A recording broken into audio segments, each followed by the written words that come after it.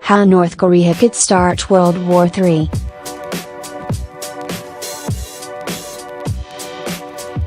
North Korean military officers know all of this, and surely appreciate the exceedingly low probability that an attack would see any kind of success, either short or long term. But we can hardly rule out that political circumstances might shift such that North Korea becomes desperate enough to launch an attack, or that it imagines itself as having one last great opportunity.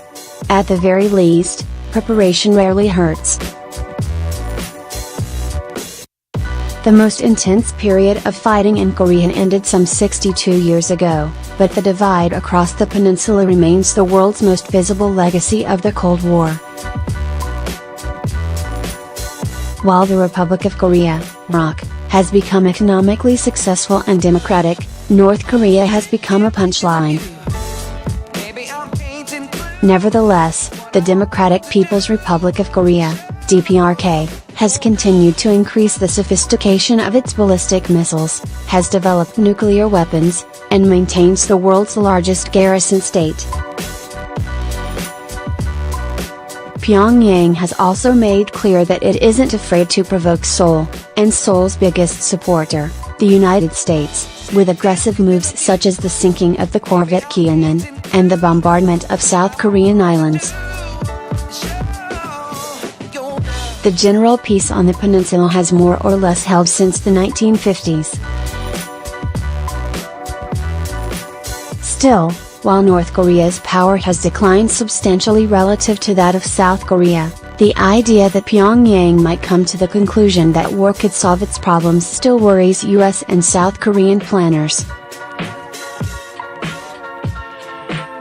If North Korea faced a situation in which it determined that war was the only solution, how might it seek to crush the ROK, and deter the United States and Japan? Note, this first appeared back in 2015.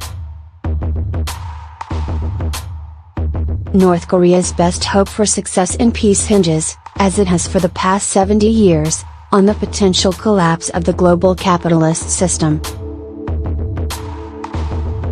This sounds optimistic, but consider that South Korea suffered badly during the 1997 Asian financial crisis, that the capitalist world continues to suffer from the fallout from the 2008 financial crisis, and that Japan faces what appear to be insurmountable economic difficulties.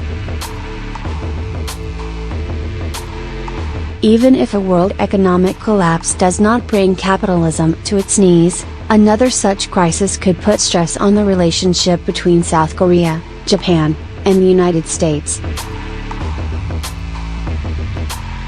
North Korean prospects in the war depend utterly on sidelining the United States in some fashion, either through the presentation of a fait accompli, or through high-stakes deterrence.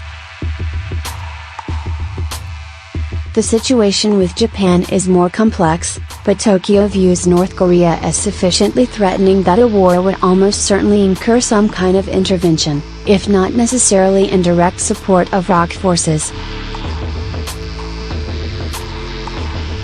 The other scenario under which DPRK might decide to attack would come in anticipation of a major U.S.ROK attack against the North. In such a situation, the North Korean leadership might decide that it has little to lose. The military balance would, in such a context, strongly favor preemptive action on North Korea's part.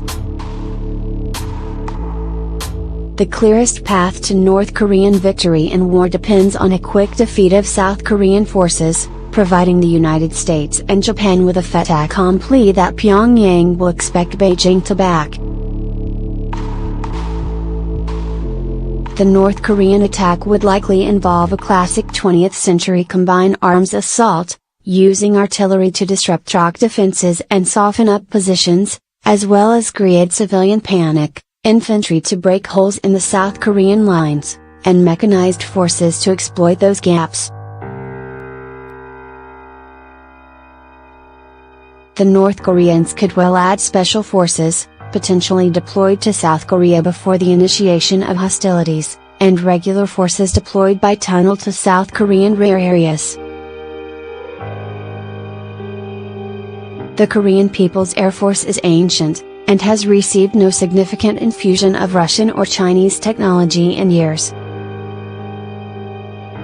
The force has very little counter-air capability relative to the Republic of Korea Air Force, and its fighters would find themselves easy prey for well-trained South Korean pilots flying sophisticated aircraft.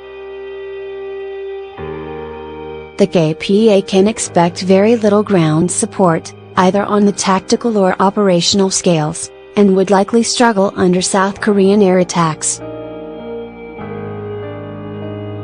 To remedy these problems, North Korea would likely reserve a large proportion of its land attack cruise missiles and short-range ballistic missiles for attacks on South Korean air bases, in the hopes of destroying fighters on the ground and rendering facilities useless.